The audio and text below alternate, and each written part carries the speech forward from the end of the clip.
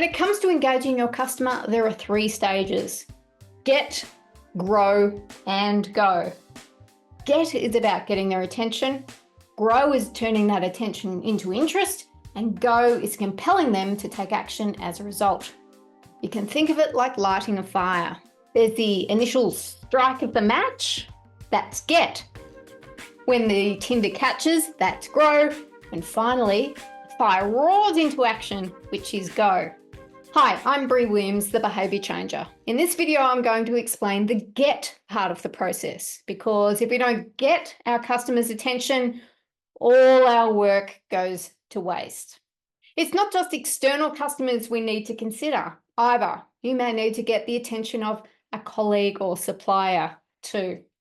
So when it comes to getting their attention, just do this. 7 ways to get their attention. In the get phase, we're trying to pique their curiosity so they pay attention to what you have to say. It's striking the match.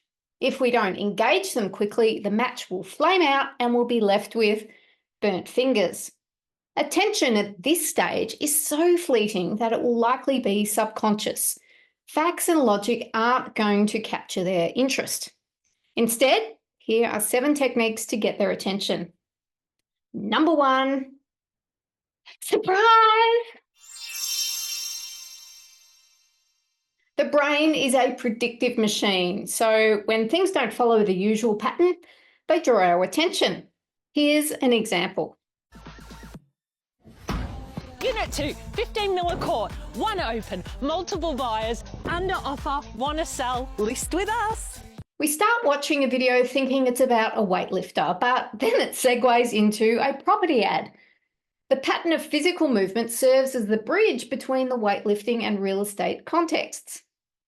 I found this while watching TikTok videos, a fairly mindless second screen activity. They got my attention by quickly cutting between the weightlifting and the real estate portion. That's important because I wouldn't have stuck around if it was only about weightlifting. While it may depend on your context, in social media it's probably best not to hold off on the surprise element, or you risk people scrolling by. When thinking about surprise, what is unexpected or unusual about what you want to share? Can you hook your topic into something that's already popular and engaging? Is your take on a topic a surprise in itself? Can you surprise them with a gift or a gesture like a book or a coffee? An unexpected twist in your content? Just don't surprise them for the sake of it. There needs to be value. Otherwise, it will be a meaningless and annoying interruption. Number 2, salience. Salience is when something draws our attention because it stands out from everything else. For example, this ad for a dentist does a great job of leaping off the page.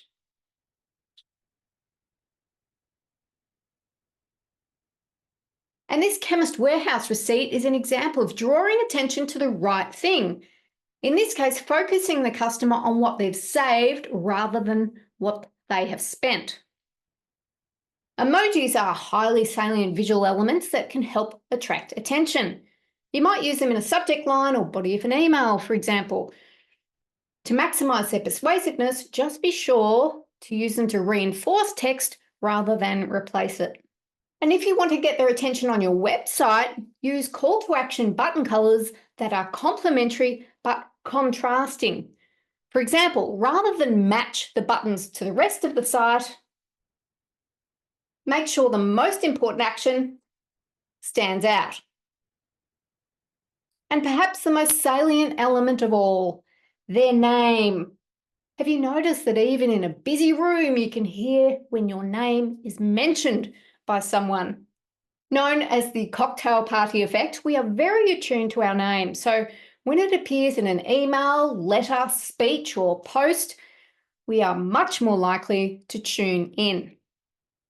Number 3, sequence. When it comes to sequence, remember my get before give rule. The rule is we should tell people what they get before what they have to give us. We increase the odds of them paying attention if we lead with the benefit to them rather than the effort they have to expend. So instead of join our newsletter to get 10% off, we should instead say get 10% off by joining our newsletter. When using stats, they'll also be more interested if we highlight the users, not the product. For example, researchers found it more persuasive to say 9 out of 10 people improve their skin by using Oils of Soil's face cream rather than Oils of Soil's face cream improve the skin of 9 out of 10 people. You'll find more on this in the Focus on Sentence Structure video. Number 4, scarcity. Scarcity gets our attention because it taps into our primal fears of being left without and left behind. The challenge is fear of missing out is overused, as I cover in the Focus on Using Fear in Your Marketing lesson. The rule with scarcity is in its very name. Use it scarcely. Number 5, social. Ever walked past a crowd who were looking at something? You probably wanted to look too, right? We are naturally curious about what other people are doing, what others are paying attention to, because we are social beings. In retail, we pay attention to bestseller lists. On social media, we're drawn to what other people are liking, recommending, and, let's be honest, complaining about. On booking websites, we're motivated to act if we see that 5 people are looking right now. The secret to using social as a way to attract attention is to make your product or service seem popular, because this establishes trust, but not infer your customer is a lemming who follows the pack. When people feel their autonomy is threatened, they'll tend to do the reverse of what you want them to do in order to protect their identity as someone with a unique and special requirement.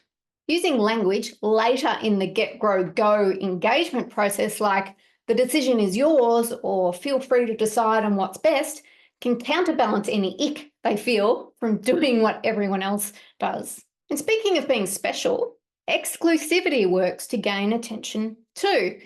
Again, it's a victim of its own success because every second email has an exclusive offer or VIP invitation. But making your customer feel special is a fast track to gaining their attention. Number 6, senses. When you visit a shopping centre, there's a chance your tummy will start to rumble. Not because you're hungry, but because you've probably smelled fresh-baked cookies or bread on your way in. Subconsciously, your brain receives a message that food would be a nice thing to have. And then you consciously set about justifying why banana bread is actually healthy. It's true that the fastest way to your customer's brain isn't what they read, it's what they smell. Now, when it comes to sensory marketing, there's too much to cover in this video, but I want to hit on some of the highlights when it comes to getting attention. Let's look at smells, sounds, and sights. Smells. As we've just covered, you can try and pique your customer's interest through their olfactory system. How does the space you're inviting them into smell? When they smell a particular scent, are they reminded of something nostalgic? Are they reminded of you? One of my favourite memories of a health retreat I visited was the signature scent that was blended to relax their guests. Sounds. Our world is surprisingly noisy, with beeps and buzzers to get our attention, from the microwave to our car warning systems, our phones and our apps. So it's worth considering, what can your customers hear when they encounter you? Silent space can seem daunting and cold, so how are you breaking the tension to invite them to stick around? Music is a particularly effective way to get attention. If you create online materials, you can use a signature song to introduce yourself, much like I do with the intro and outro to Just Do This. If your content is of the moment rather than evergreen, you can also leverage trending new releases to capitalize on attention. And of course, when speaking with someone on the phone, through the screen or from the podium, what can they hear in your words and in your tone? Do you sound energized and delighted to speak with them, or bored and dismissive? If you're seeking to get their attention, make sure there is intent in your tone. I remember speaking with a customer service rep who sounded so flat and unenthused, I couldn't wait to cancel my subscription. The energy they hear from you makes a big difference. Sights. In the section on salience, we've already alluded to the sense of sight having a significant bearing on their attention. Here are some elements of visual communication to consider in your business. Colours. Brighter colours have a greater chance of being noticed. That is, of course, if they are set against a context of neutrals. A visit to the neon lights of Times Square, New York will remind you of how hard it can be to stand out when everything else is brightly coloured. Like we said with the calls to action, contrast is important when you want attention. So too, consistent use of brand colours. It's pretty easy to spot a block of Cadbury chocolate or a can of Coke on a shelf thanks to decades of consistent colour use. It's useful to think, if I want to get people's attention, what colour do I want them to associate with me? Use this colour across your socials, website, and other branding. Movement. Movement is a great way to get attention. The weightlifting real estate ad example I shared in the surprise section showed how movement can engage us without needing words. Microsoft updates bounce on my screen until I attend to them. Annoying? Yes, but effective because it gets my attention. Image orientation. When it comes to product images, orienting it for a right-hander is more likely to provoke consideration. For example, when a right-handed person looks at an ad for yogurt with the spoon on the right of the page, it will feel right to them because it will be easier to imagine picking up the spoon and eating. There's more on this in the product orientation video. For you, what are they seeing when you try to engage them? Is your invoice clear so they know when and how to pay? If you're sending an email, what address is it coming from? A note from sales at ABC company is likely to be ignored.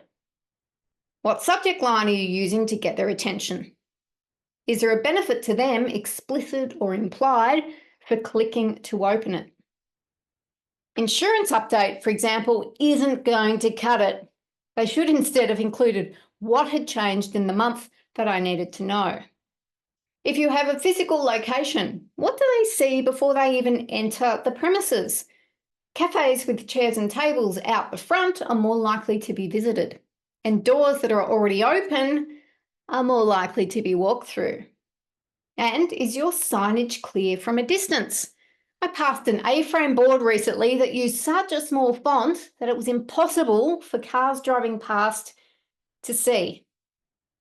Clearly, there's a lot to sensory marketing, but I'll leave it there for now. The key to remember is that your customers are processing a lot of cues about you that are not simply what you say. And these are usually hitting their brains much faster than you imagine. And number 7, secrets. The final of the 7 techniques to get attention is secrets. Having something withheld from us can make us more curious about it. It's pointing to a knowledge gap and promising a way to close it.